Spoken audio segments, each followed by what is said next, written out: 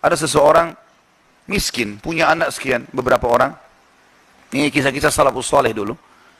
Dia pas mau makan sama istri sama anak-anaknya, ada 4-5 orang anak, mau makan sama-sama, dan cuma ada sedikit makanan, tiba-tiba ada yang ketuk pintu, orang miskin. Dia bilang begitu, mau dihidangkan makan, mau makan, ada yang ketuk pintu. Saya suruh istri saya buka, dibuka pintu, ternyata ada orang miskin yang minta. Mereka miskin, ada orang miskin lagi minta. Kami sudah sekian hari nggak makan, berikanlah makanan. Istrinya tanya dia, kasih makanan. Dikasih makanan semuanya. Karena kalau dibagi dua juga nggak cukup. Orang itu juga punya anak banyak. Dia sama istrinya orang mukmin.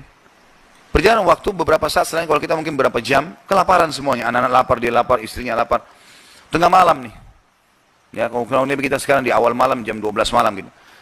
Istrinya bilang, bagaimana? Anak-anak menangis semua kelaparan. Kita juga kelaparan semua. Dia bilang, baiklah, saya akan keluar, saya akan cari rezeki Allah. Nanti Allah akan kasih nanti. Dia bilang, orang ini cerita, dia bilang, saya keluar dari rumah, saya pergi ke masjid dekat rumah. Kemudian saya sholat malam, sambil berdoa kepada Allah.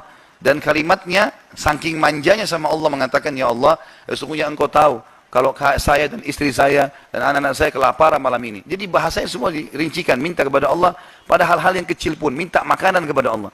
Saya malam ini lapar ya Allah, berikanlah makanan. Gitu kan? Dikatakan dalam kisah ini, ada seorang amir bisa kita katakan raja atau gubernur wilayah itu, sudah seminggu gelisah, mau bertobat kepada Allah. Sudah seminggu gelisah mau bertobat kepada Allah. Maka dia pun gelisah. Amir ini malam itu dia nggak bisa tidur. Dia keluar, dia ambil makanan terbaiknya, harta terbaiknya dari emas berkantong-kantong dibawa sama dia. Dia bilang, ya Allah, sebagai bentuk taubatku kepadamu, maka aku akan membagikan ini kepada orang yang membutuhkannya malam ini. Dan aku tidak akan memegang tali kekangan kuda ini, aku akan biarkan dia menuju ke arah yang manapun kau pandu. Maka kudanya pun jalan hanya masuk ke dalam masjid yang ada orang susah tadi. Ini kisah nyata.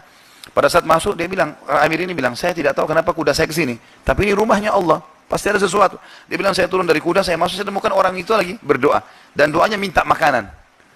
Maka saya pun berkata kepada orang tersebut setelah dia salam, saya sudah dengarkan doamu. Dan saya salah satu hamba Allah, dia bilang. Dan saya pemimpin Amir ya, wilayah ini. Saya niat taubat dan saya ingin memberikan ini. Maka saya berikan kepadamu. Ambillah harta ini, uang ini. Uang ini cukup untuk dia menjadi orang kaya. Karena banyak sekali. Dan makanan juga sudah cukup. Dan dia bilang, Amir ini bilang, pemimpin ini bilang, kalau seandainya kau butuh apa-apa datang ke istana saya saja.